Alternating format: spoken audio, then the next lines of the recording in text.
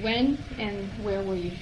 I was born in Anderson, Indiana in 1928. Oh, on 87. Okay. Okay? Yeah. And was that in the Depression? Yes. Okay. Just the Depression. We're in the Depression at that time. In the middle. Right. It was just beginning. Mm-hmm. Right. I think it came in 26 or something like Mm-hmm. that. So we did live, as a young child, did live during the Depression. Mm-hmm. Now, were you the first or No, I was the fourth. the fourth? Born, I was the youngest, and the next sibling was 2 years older, the next one was 4 years older, the next one was 6 years older. Okay. Mm-hmm. And they were 2 boys and 2 girls. Okay. So you're the youngest. Yes. Okay. The Mm-hmm. youngest of 4. Okay. Mm-hmm. Now, where your sister? Where does she fall in? Sue is the third. The third. I have an Okay. older brother who's 6 years older than I am, and then Sue, and then Tom's 2 years older than myself. Oh, okay. Right. So, and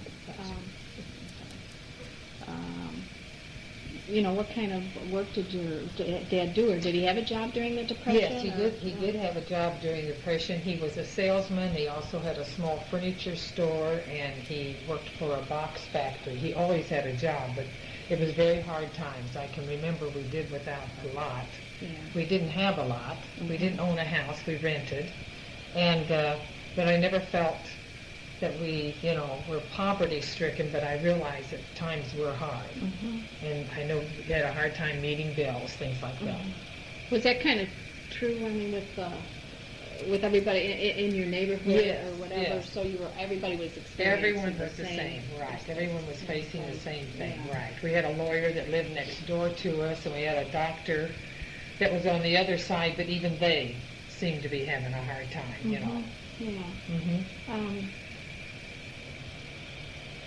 Did your mom ever work? She didn't work until World War II, and that's when everyone was in service. My dad was overseas and my 2 brothers, and so she worked, the hospital needed help, so she worked as a receptionist at the hospital. Mm-hmm. But she didn't work otherwise. Yeah. We moved to a state park during the Depression. We moved to Anderson, Indiana, and I had an aunt who was she was superintendent of this state park. So we moved there. This was still in the Depression, and Mother did help her with at the pavilion, they would serve meals and things like that. And we were able to live right on the state park, which was a marvelous thing, because we all lived there, and we had the 4 of us, and then there were 4 cousins, and we lived there for about 4 years. And all the trails and all the, we just ran. Oh, it was wonderful. Yeah. Wonderful. Mm-hmm. Did you live right with your cousins? No, there were 2 homes. Oh. Two homes. Ours was an old brick house, and I can remember outside plumbing, and we would take hot bricks to bed at night for the heat, because there was very little heat, But it never bothered us. It was wonderful. We all thought we were living in luxury, being on the state farm, park. It's still there today. It's the Mountain State Park. And is the house still there? The house is still there. We've gone back to see it. It's just wonderful. It's an old brick 2-story house. Huh. Mm-hmm. Neat. Now, how do you take hot bricks to bed with you? They wrap them up they warm them in the oven, and then you wrap them up in paper, newspaper, because it won't, and you just take them up and just put them against your feet. Oh, Mm-hmm. okay. I never heard of that. Yeah, right. I don't think we had either. I don't know where that idea came from, but it worked. Oh, well, that's good. So, Anderson, was that a big city? Or No, about the size of Danville. This is much larger today because General Motors came in and really built quite a few plants there, so it became larger. And then my grandparents also lived with us, and that was neat. Oh, yeah, that is nice. Yeah, and that was a good experience. They were good, And how long did they live with you? Probably maybe, 6 or 8 years, something like that. Now, whose parents were It was they? my mother's. Yeah. And my grandfather was, he was a very easy guy to know. Now, grandmother wasn't, but granddaddy was. He was just a fantastic person. He had been in Anderson all of his life, and he was kind of like the town hero. At one time, they had the brewery, They had an awful lot of money, and they lost it all when Prohibition came in, you know. Okay. But he was such a gentle person. He was just precious, you know. And he and my dad were both very much sports-minded, and they hunted together. So, you know, there were a lot of things like that it was very compatible for them to be there. Now, grandmother was another story. But she was sweet. She had been a school teacher in Anderson, Indiana, you know.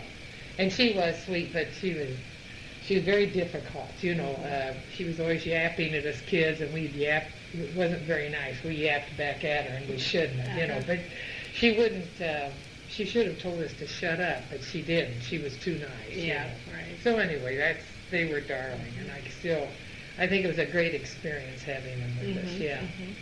Do you think being the school teacher, she was still trying to be the school teacher at home? Right, And the disciplinarian. And we were the four It's tough kids. when you've got more than one head of a household. Oh, you know, yes. To try and interact like that. Yeah.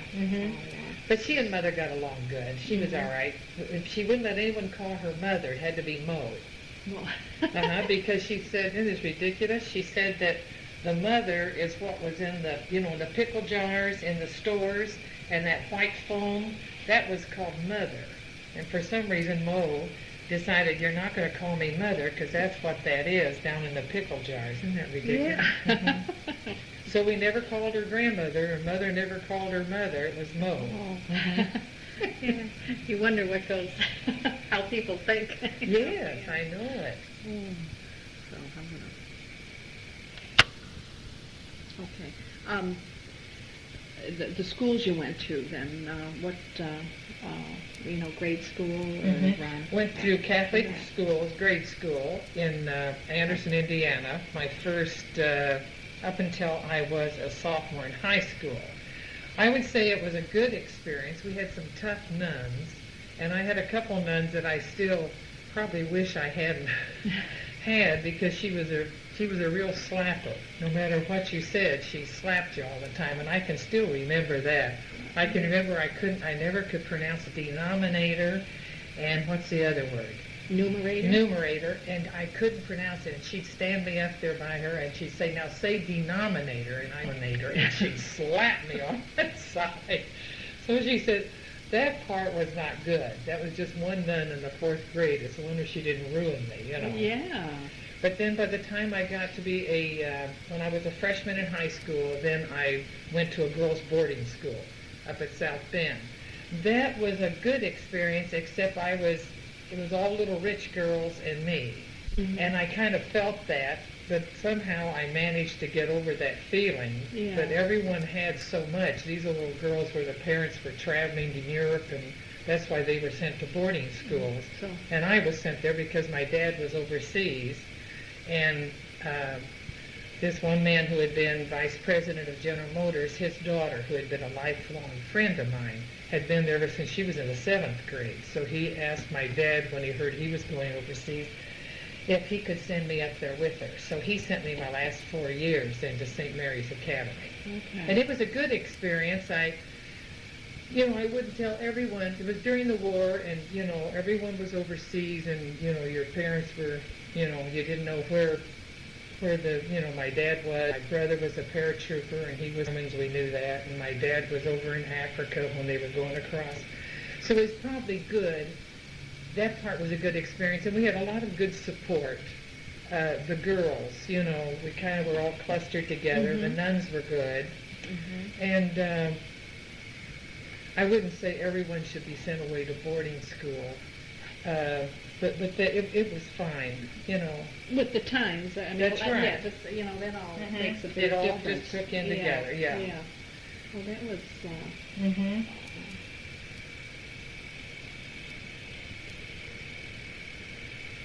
I'm trying to think here. Oh, I know.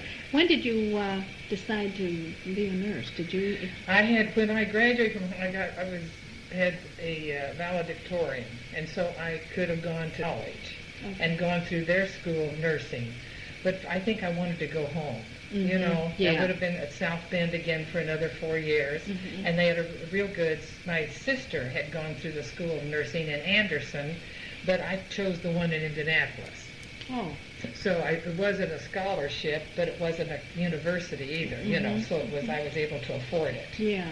So that's where I went through nurses training then. I always kind of thought, I wanted a nurse, I think because my sister was already a nurse, you know, and I had worked as a nurse aide every summer. I see, yeah. So I knew what nursing was, you know, and I really enjoyed it. Right.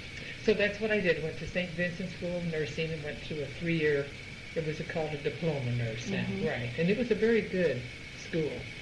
Now, being in Indianapolis, did you have to stay in Indianapolis? Or? Yes. Okay. But I was close in, but I was just 30 miles from Anderson. Oh, okay. Yeah. So you could go home on the weekend. Right. And I didn't want to go to the same school of nursing my sister did because once again, you know, I mean, here comes your little sister coming through, Sure. you know. Yeah, right. yeah. You wanted your own Right. identity. Mhm. Right. I didn't realize, all right, so when you were in high school, then your brother was in the war. Both brothers. Both Both brothers and my father. Wow. I can. That had been a tough time. Well, it was, and we didn't always know where they were. Yeah, right. Yeah. But they were really good. You know, it was the family had a good, you know, support system there, and mother was very good. It was my dad's second war, so. Oh. So he had been in the First World War also, and had been injured. You know. Wow. So when he went to this war, she told him to have a good time because this was the last one she'd let him go to. So he had was a good sense of humor. Yeah. Oh, yeah. So but he came out without any injuries. The first one he was gassed, you know, and he was injured then, but he, you know, he came back to health and did good. And your brothers, or neither one of them were injured? No. Bill was the one that was a paratrooper that was at Bastogne. We knew that and didn't know because Dad, of course, knew where his outfit was. You know, they were both officers. My dad was a colonel and Bill was a captain, I think. Right. Is Bill the one who wrote the book? I guess. So, you know, in your younger years, and what kind of games, you know, did you guys play? We were in a wonderful neighborhood. We lived what they called the Polish Acre, and we just loved it. Mother wanted us all to be like those Polish kids because she just loved them. She said they're from such wonderful families. Of course, we were all Catholic, you know. And the games we played were lots of outside games. Naturally, you know, the boys played, you know, they had rubber guns and all this and that. We had the basketball. But we played a lot of kick the can at nighttime, you know, and slip, or what do you call it, you know, and I'll draw the magic circle and a question mark and who'll put the dot. Yeah, okay, I remember those? That. Yeah. We played a lot of hide and seek. Right. Yeah. It was hide and seek like that. Marbles. I remember that. And jacks. The girls always played jacks, right? We played paper dolls. Yeah. We had that. Lots of paper dolls. We'd get together for that. And I'm trying to think of some other, of course, the boys, we had a nice little park, and we all went over, you know, it was very easy. You could go over, and all the kids would be at the park, and it was always supervised. At that time, they had a lady who was right there, so it was really nice. Yeah. And how did, you know, in sharing, or was there any problems, you know, with like the fighting or the, you know? No, it was not, no. I don't remember any real bad things like that. How about maybe with you and your sister? Or? The one, Sue, who was, you know, I still hold this against her, the one who was 4 years older than I was, first of all, she was the ideal daughter. She cleaned, she did everything, and I'd rather be out climbing a tree. So, you know, anytime she would say, you're not doing your part, you know, and she was a slapper, too, by the time I got... So I had a lot of slaps in my life, I think. But Sue, you know, and she would tease me a lot, you know, try and say she wasn't really Sue, and look, I've got my fingers don't look like Sue's, I'm not Sue, and then I'd cry, and then she'd say, yes, I am, I really am Sue. You know, she'd put me through those torments. But otherwise, we really didn't get along till when I went away to high school. Because before that, I was getting into her things, and she didn't want that, so it really wasn't. That's kind of normal, I think. Yeah, kids. Yeah, very much so. And then it really melded when I came back from being away at school, and of course she was in nurses training by, you know, getting ready for that. then we really become very close. And how about your brothers? The brothers, I was real close to my oldest brother. I kind of had that older brother ideal, you know. I just loved him. And then, of course, when he got married, well, someone else came into his life, and we kind of, then he had 10 kids, so.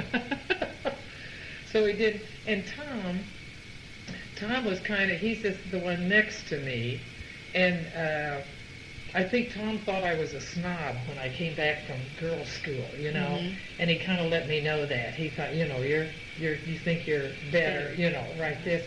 So we never got real close. And he's a sweet guy and all that, and but even to this day, we're not just real close, you know. Sue and I are the closest, and of course Bill, I really, you know. Yeah. We're close when we get together, but we don't call each other all the time and like that. Right, yeah. I think that's I would say is kind of normal usually, you know. I think so, yeah. Okay, did church or any other major value system play a role in your upbringing? Yes, my mother. First of all, my mother was Catholic and my father was Protestant, but there was definite unity there. Dad drove us all to Mass every Sunday when he went out to play golf. And he'd let us out in front, but he made sure we went. And of course, he had no problems at all with all of us being raised Catholic and going to Catholic schools. He was an Episcopalian himself.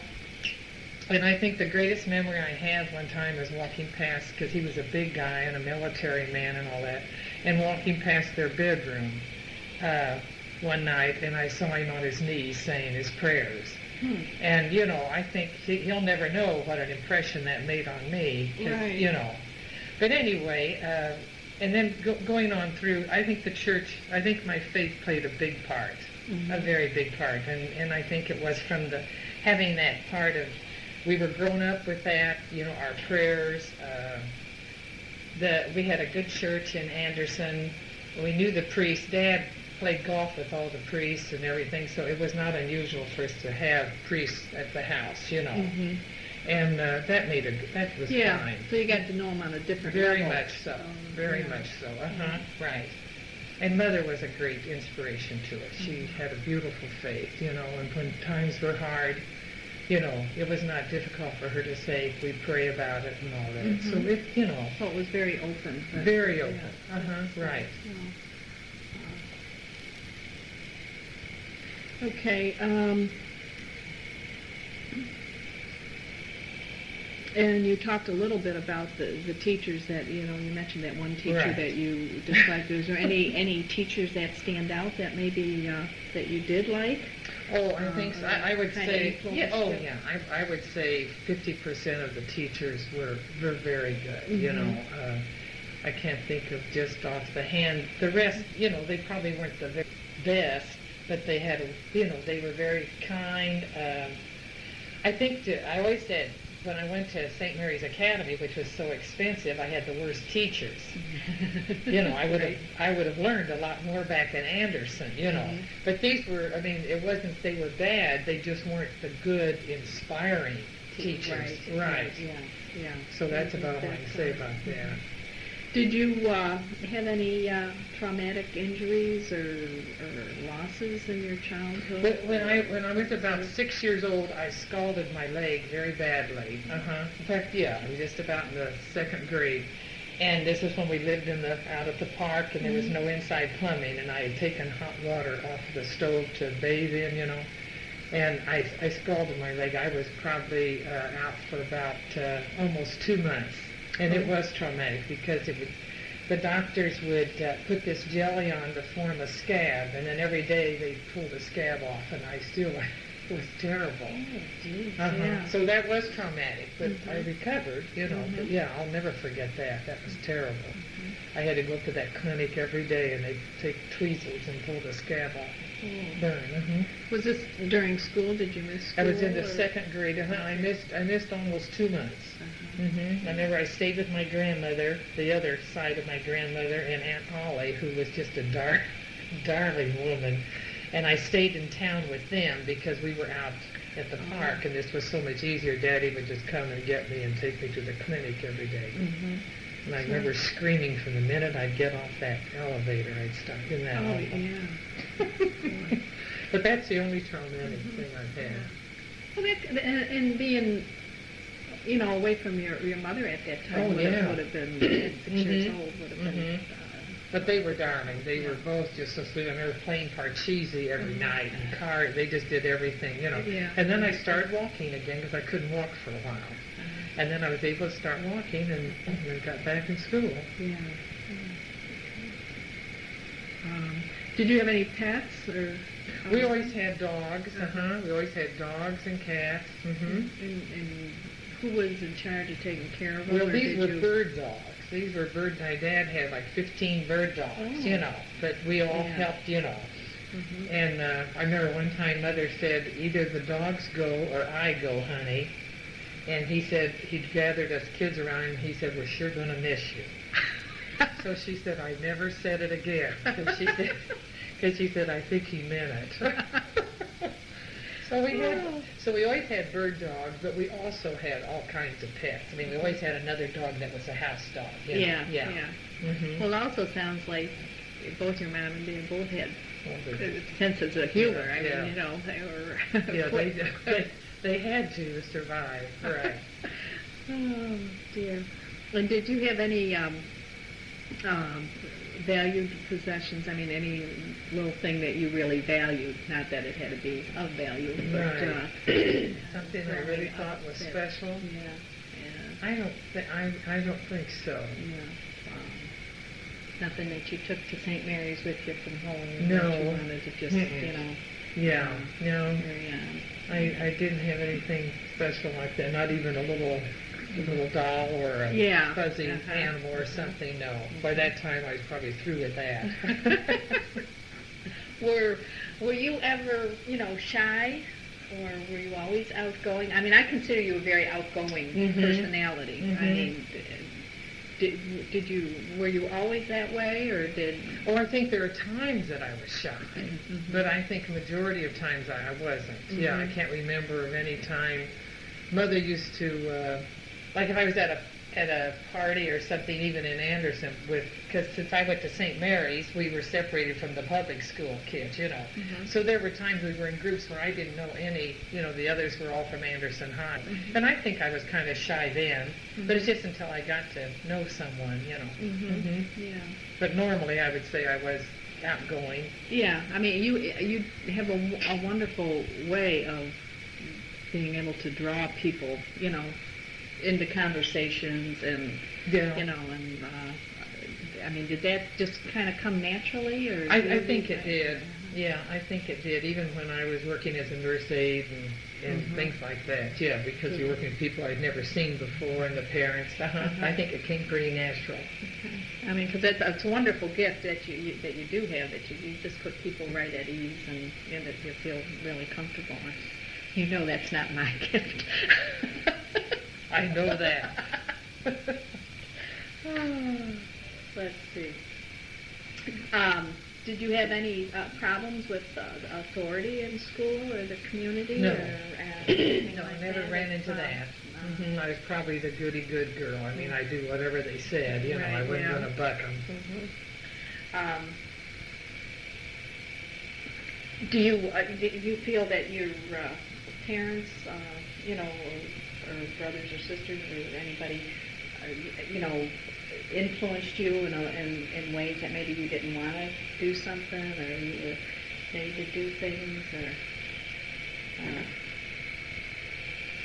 No, because I can't say Sue influenced me to go into nursing. I mean, I'm sure watching her and meeting, I deal with the nurses' home and stuff like that. Yeah, that way. But not in a negative way. Not negative. Yeah. Did they have sports in that in school? Oh yeah, I was active in sports. So you loved that. Was this in grade school or? No, this was in high school. And you didn't have any problem making the team? Or, no, no, I was, athletic. I could run around those little rich girls. Right. They hadn't lived through the Depression like I Right. Right. And winning the award, you said you were valedictorian Mhm. and that. Did that any other of the students have a problem with that? No, or- because it was just, it's just according to your grades and stuff Uh-huh. like that. And we were They very, weren't jealous or we had a very small class. There were only Mhm. about, we always laugh about this, there's probably only about 9 or 10 of us in there, and 6 of them, I think, were from Mexico and couldn't speak English. So, I mean, it wasn't any great, wasn't any great thing. We knew one of the 4 of us would get valedictorian that's left. So, anyway.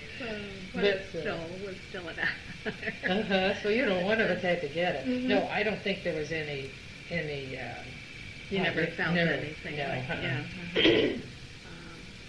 Do you remember any major conflict that you had with your parents,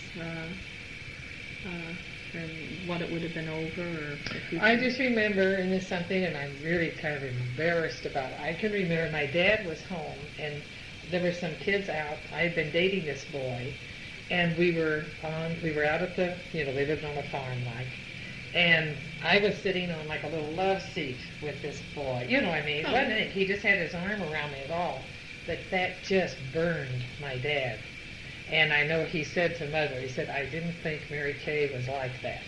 And Mother told me that, and I thought, God, I just, because I was in nurses training, but it just killed me to think that he felt that way about me. Yeah, yeah. I can still remember that. It was very, very difficult. But I never had the guts to approach him on it. Mhm. You know what I mean? Yeah. And so it was just one of those, that was the only, and let's see, I can't think of any other conflict I ever had with Mother about, anything that was even serious. Yeah. Mm-hmm. And that was the only thing I can think of that Pete didn't think too well of me. Well, the times have sure changed. Yeah, God, he ought to be proud of us today. Right. It's just sit with somebody's arm around you. Yeah, right. Oh, dear. Did you ever try to manipulate others, with tears or pretending to be sick or, in any way? Or do you I'm remember sure I any did. or anybody tried to manipulate you? Yeah. I don't feel I was ever, I can't remember feeling manipulated. Mhm. I'm trying to think of tears or, can this be in regards to marriage? Oh, yeah, it can be in anything. Yeah, I'm sure I manipulated John a lot. I'm sure I, used of, psychology on him in certain situations and everything, and saying the right words or the wrong words right. So I think that would come more in marriage. Yeah. And probably anything, your kids, maybe trying to give, push them a little bit one way or the other, and trying to be diplomatic about it. I remember Jim wanting to study French when he didn't know doodly about it and wanted to spend $10,000 to go to France, and I can remember just trying to manipulate him to thinking. Now think clear on this. It's not right, Yeah. But those are just situations like that. Mm-hmm. Yeah. Do you, some of these you kind of answered, I think, just in the talk, but, did you make fun of other kids, or were you ever made fun of? But it's just, it sounds like basically... Well, I think, I think I've made fun of other kids, as younger, that wasn't Not good. yesterday. But No, right, yeah. And I'm sure that I've been made fun of, I can't remember any definite. But nothing that ever had an effect on you. No, that you no. Can really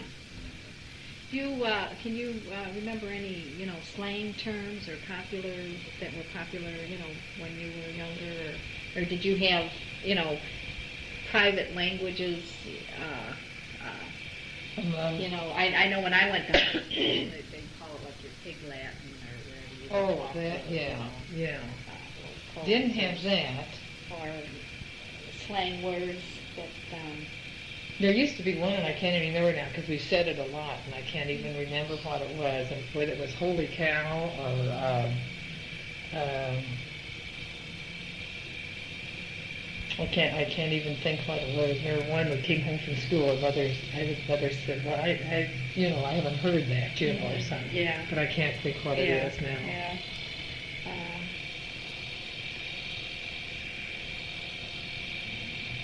Okay. Going to a small, school, who were the most popular kids? Well, it sounds like you were, like you say, there were so few that you were all in a group. We were all in a group, right, yeah.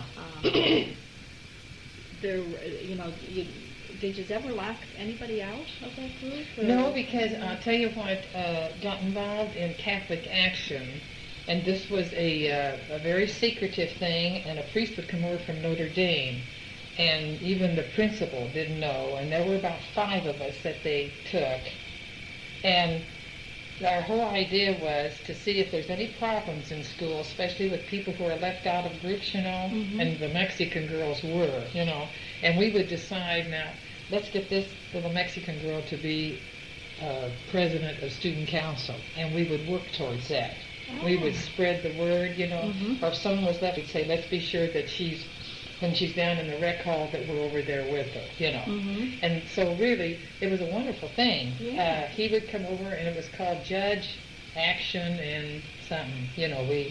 We would observe, and we would judge, and then we'd do an action on it. And he would come over, and it was called Catholic Action. It was almost like the little secret communistic cell, because no one knew who of us belonged to it, So that took care of that. Yeah. It was very good. Something they should implement today. They really should. Yeah. They really should. They should do it in smaller schools especially. Right, yeah. Yeah. Oh, that's wonderful.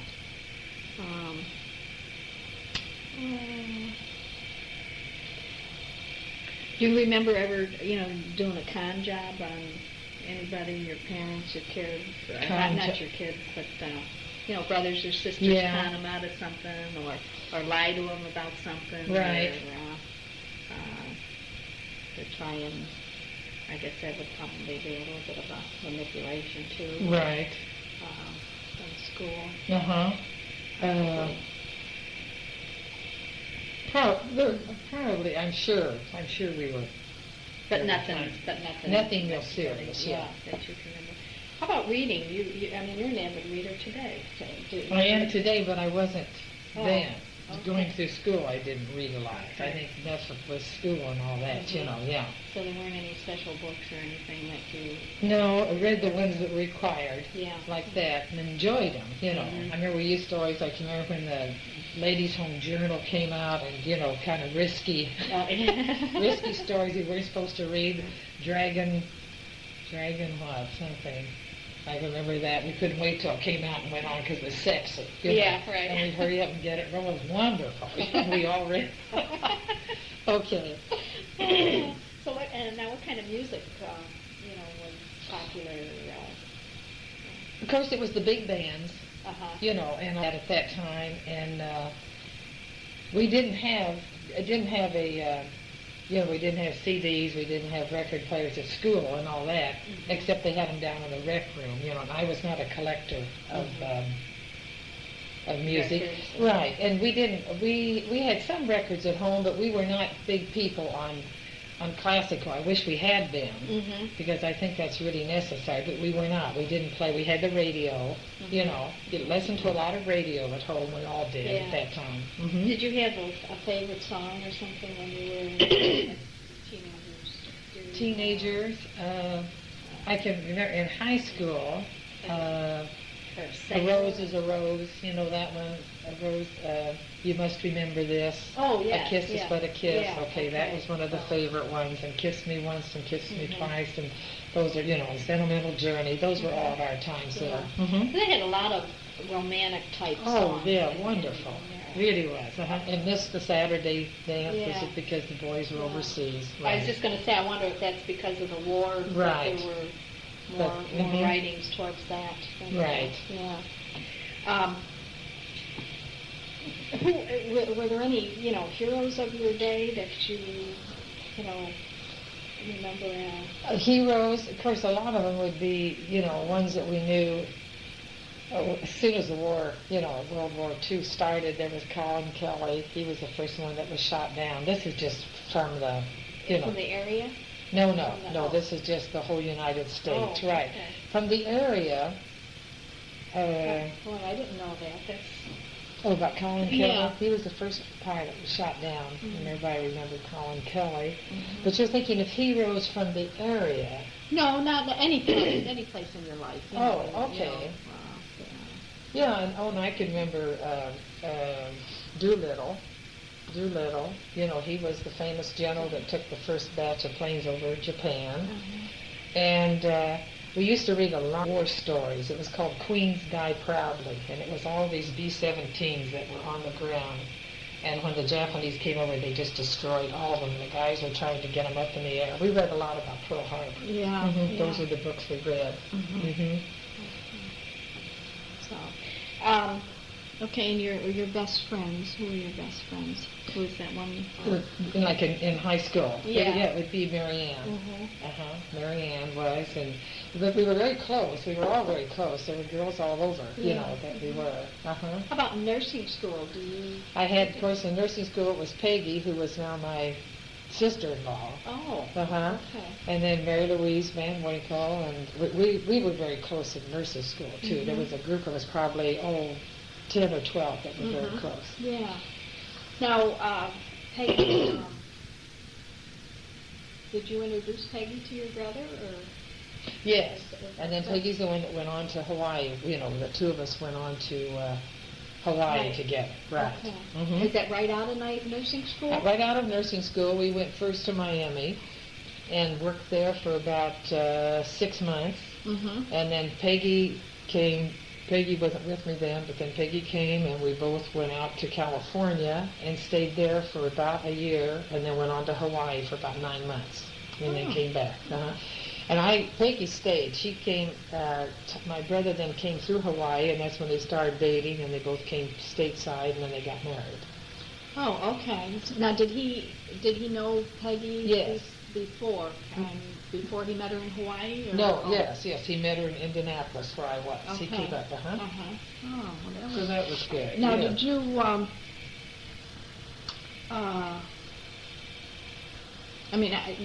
did you just decide that, we're nurses in such demand, I guess, that you decided you could just go wherever you wanted to go? Anywhere, Florida, here, to Right. And we lived with some airline stewardesses out in California, and they're the ones who ought to go to Hawaii because, you know, it's wonderful, and you can live anywhere. You know, we lived right in a nurse's home, and we didn't have to worry about apartments or getting furniture. Yeah. So we lived right in a nurse's home and worked in a TV center. Huh. And what made you decide to come back from Hawaii? John Hirt. Oh. I should have stayed. Right. Yeah, Had you met John? I met John I met John before I even went to California. Okay. And how did you meet John? Through my brother. Who married Peg. Oh, okay, your brother that married Peg. Okay. So how did John and your brother know each other? Because they lived next door to each other in Anderson. Tom was in the funeral business, and his funeral home was there, and John was with General Motors, and he was living with his sister at the time, and the two houses were right there. Oh. So those two became friends, and when I came back from Florida, then John and I met each other, and we dated, but then I went on to California for a while. Then I came back again and dated him a little more, and then I went to Hawaii. Okay. And then he told me to get the hell home. He said, enough's enough. Like Richard. Right, didn't give me any choice, just get the hell home. Oh, okay. So then, so then you married, what year was that? In 1952. 1952. And then did you live in Anderson? We lived in Anderson for just about a half a year, if that long. Oh, not even that long. And then we were transferred to Toledo, Ohio. Okay. And, golly, we lived in Toledo until we moved here. And we moved here in 57. So we only lived in Toledo about 4 years, I think, or something like that.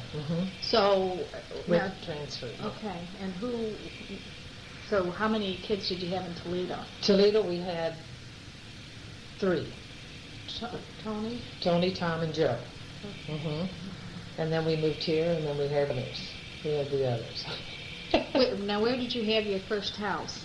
Our first house was in Anderson. Oh, it was in Yeah, we Anderson. bought this little house that wasn't very much, but it was our first home. And I remember we were fixing it up inside, and I asked Mother, I said, what should I do? There was so much to do. It was just a little old house to do.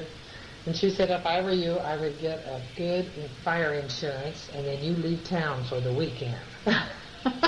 And it was killing me because I thought it was a wonderful little house, She said, honey, I'm just too old to look at something like this. She said, I've been through this, And she said, but go ahead. She said, youth is wonderful. You just have a good time with it, But we were going to sell it, and then we bought another house in Toledo, right. Okay, so you weren't renting then when you were moving around from place to place.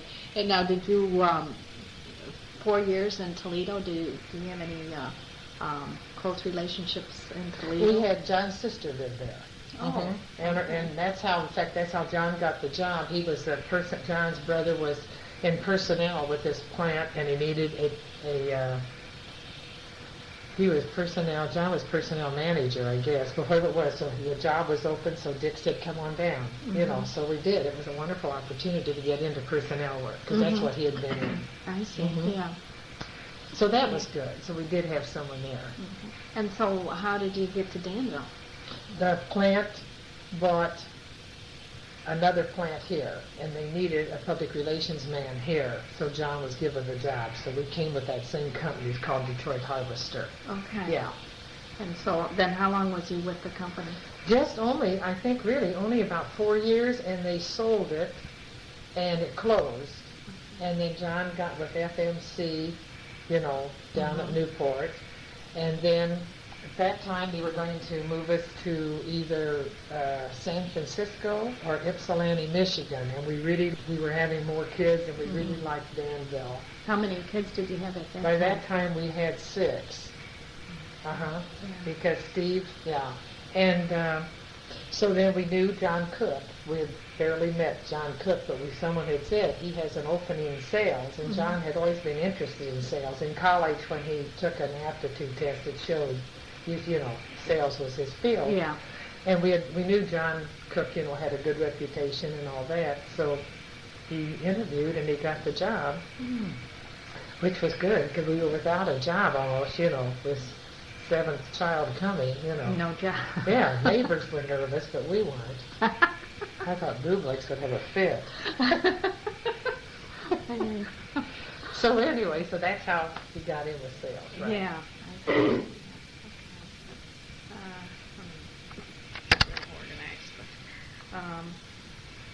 Okay, yeah, do you have any jokes that you remember, maybe, or stories or anything? Yes, these, of course, the joke that, we always laugh when Mother gathered us all and said either the dogs leave or we leave, and he says, we're sure going to miss you, honey. Yeah. And the fact that she told him, this is your last war, enjoy it. Yeah.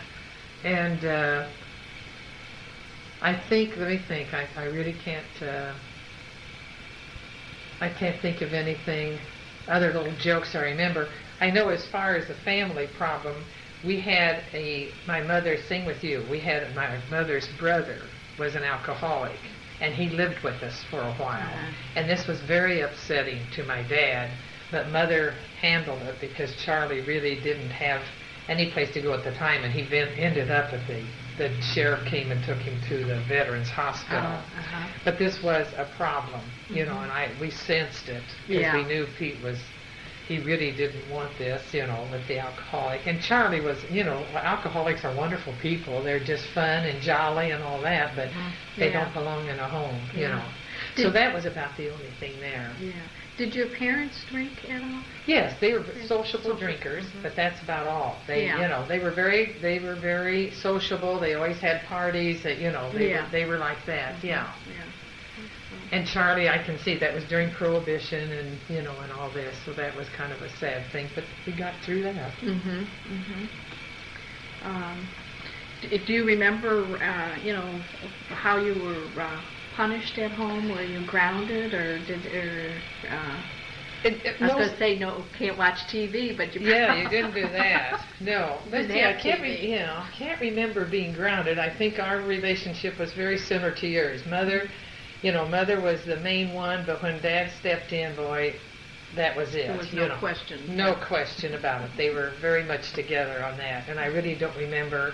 I don't remember being spanked. I'm sure I was, but it was never anything severe that I remember. Yeah. Mm-hmm.